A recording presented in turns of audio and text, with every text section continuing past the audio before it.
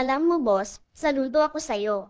Saludo ako kung paano mong napagsasabay ang pagiging boss at pagiging kontrabida sa buhay ng lahat. Lunes pa lang, galit ka na.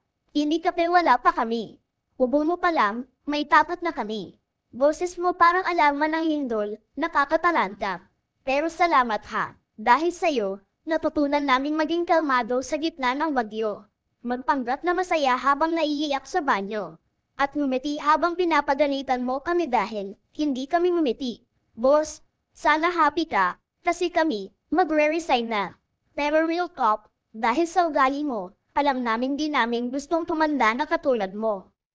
Kaya heto kami, nag-aaral, nagsisikap, at nagdarasal na balang araw.